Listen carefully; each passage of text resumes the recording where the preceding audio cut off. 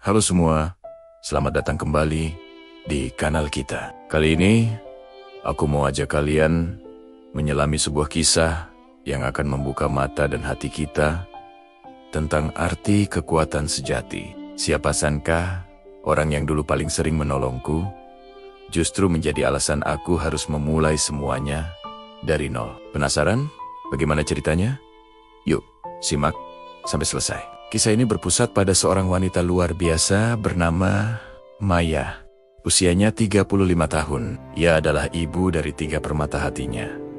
Aruna yang cerdas di usia 10 tahun, Bima yang aktif berusia 8 tahun, dan si bungsu Sani yang baru 5 tahun. Bersama suaminya, Reza, yang 37 tahun, mereka merajut mimpi dan membangun sebuah bisnis konveksi kecil di rumah. Ini bukan sekadar bisnis, tapi mimpi yang mereka pupuk berdua. Maya, dengan sentuhan kreatifnya, adalah dalang di balik setiap desain yang unik dan indah. Sementara Reza, dengan kepiawaiannya mengelola angka dan produksi, memastikan semuanya berjalan lancar. Hidup mereka mungkin sederhana, tidak bergelimang harta, tapi sungguh penuh dengan tawa dan kehangatan. Setiap sudut rumah terasa hidup dengan celotehan anak-anak dan aroma kain baru yang sedang diproses.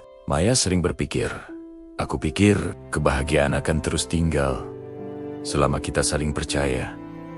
Kalimat itu bagai mantra yang selalu ia pegang teguh. Mereka berdua adalah tim yang solid, saling mendukung, dan memimpikan masa depan yang cerah untuk anak-anak mereka. Seiring berjalannya waktu, bisnis konveksi rumahan mereka tumbuh pesat. Pesanan semakin banyak, pelanggan semakin percaya. Namun, pertumbuhan ini membawa tantangan baru bagi Maya.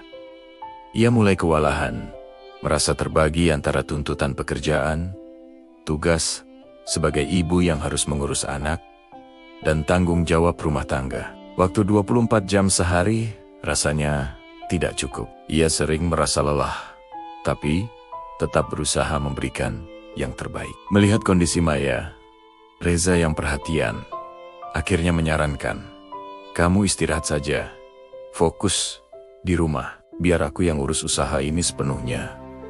Tawaran Reza bagai angin segar di tengah kepenatan Maya. Dengan hati yang lega dan penuh kepercayaan, Maya setuju. Ia benar-benar percaya penuh pada suaminya. Sosok yang selama ini selalu ada untuknya. Sosok yang selalu berbagi mimpi dengannya. Baginya, itu adalah bentuk kasih sayang dan dukungan dari Reza agar ia tidak terlalu terbebani. Maya pun mundur dari operasional bisnis, fokus mengurus rumah dan anak-anak, meyakini bahwa bisnis mereka ada di tangan yang tepat. Beberapa waktu kemudian, takdir mempertemukan Maya dengan Nina. Sahabat lamanya saat SMA, Maya sangat terkejut melihat kondisi Nina yang dulu ceria, kini tampak begitu murung dan rapuh. Nina menceritakan kalau keluarganya sedang mengalami kesulitan ekonomi yang parah, membuat Maya sangat iba. Tanpa berpikir panjang, dengan niat baik dan semangat membantu, Maya memperkenalkan Nina pada Reza dan menawarkan agar Nina bisa bekerja di bisnis konveksi mereka. Maya berpikir ini adalah kesempatan bagi Nina untuk bangkit, dan juga bantuan tambahan untuk bisnis mereka. Awalnya, semua berjalan sangat baik. Nina menunjukkan kinerja yang luar biasa. Ia rajin, sopan, dan sangat membantu di toko. Energi baru yang dibawa Nina membuat suasana kerja lebih hidup. Maya merasa senang melihat Nina bersemangat dan bisnis mereka mendapatkan suntikan tenaga baru. Namun, seiring berjalannya waktu, ada sesuatu yang mulai terasa ganjil. Perlahan, Maya mulai merasa seperti terpinggirkan dari bisnis yang dulu ia bangun dengan tangannya sendiri. Reza dan Nina semakin sering berdiskusi berdua, membahas strategi dan rencana bisnis tanpa melibatkan Maya. Setiap kali Maya mencoba untuk ikut campur, bertanya, atau bahkan sekadar ingin tahu perkembangan terbaru, Reza atau Nina akan mengatakan, tenang saja, kamu fokus di rumah dulu, biar kami yang urus ini.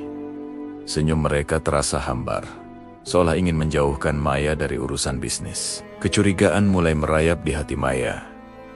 Sebuah perasaan tak nyaman yang sulit dijelaskan. Ia mencoba menepisnya, tak ingin menuduh tanpa bukti.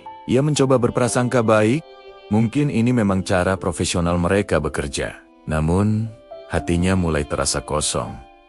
Seolah ada bagian dirinya yang dicabut paksa. Hingga suatu hari, puncak dari semua kecurigaan itu tiba. Maya memutuskan untuk datang ke toko tanpa memberitahu siapapun. Ia ingin melihat langsung, ingin memastikan semua baik-baik saja. Namun, apa yang ia temukan sungguh mengejutkan. Toko mereka yang dulu penuh kenangan dan perjuangan, kini telah berubah drastis. Logonya diganti, sistem pembayaran diubah total, dan yang paling menyakitkan, namanya tidak lagi tertera di papan usaha. Seolah-olah Maya tidak pernah menjadi bagian dari bisnis itu. Dengan hati yang bergetar, Maya memberanikan diri bertanya pada Reza tentang semua perubahan ini. Jawaban Reza begitu dingin, menusuk hingga ke relung hatinya.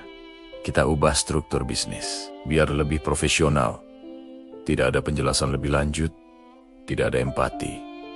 Hanya kata-kata yang datar.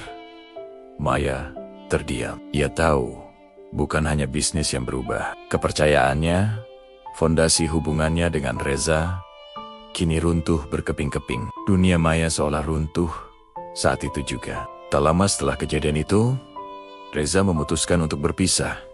Dengan alasan yang sama dinginnya, ingin menata hidup baru, Maya tidak ingin memperkeruh keadaan. Dalam diam, ia menerima kenyataan pahit ini.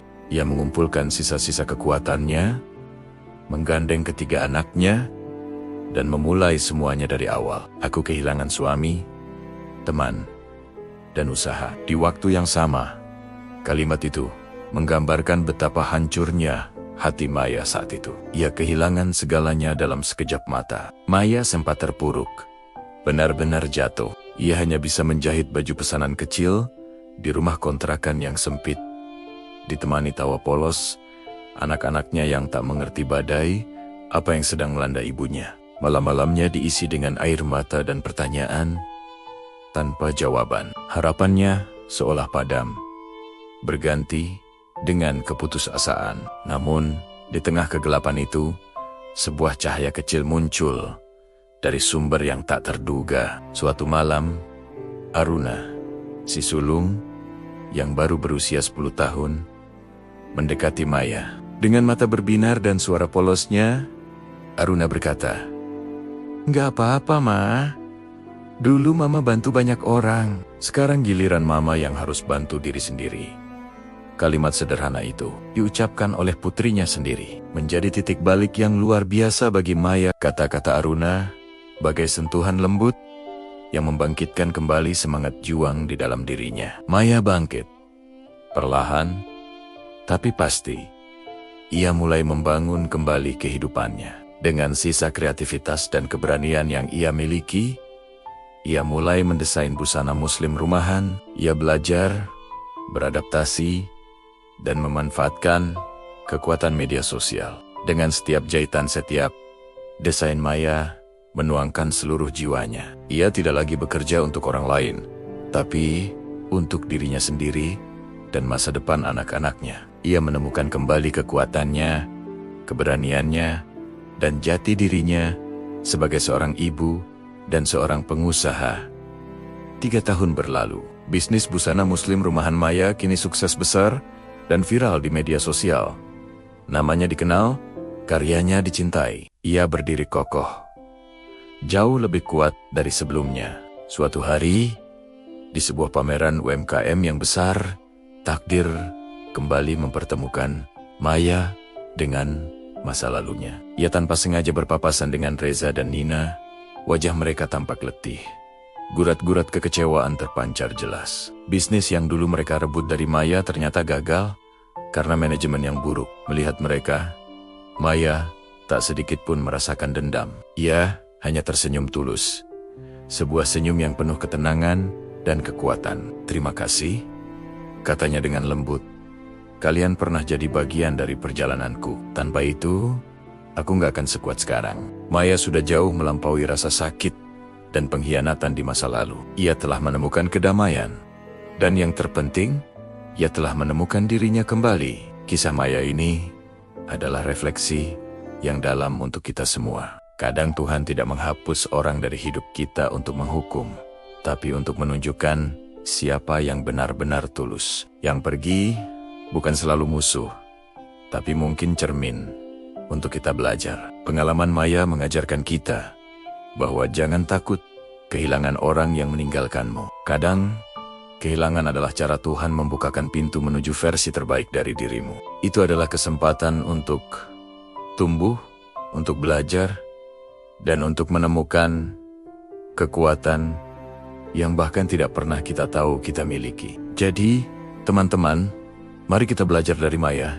Kehilangan memang menyakitkan, tapi bukan akhir dari segalanya. Justru bisa jadi awal baru yang penuh cahaya. Awal untuk kita menjadi versi terbaik dari diri kita.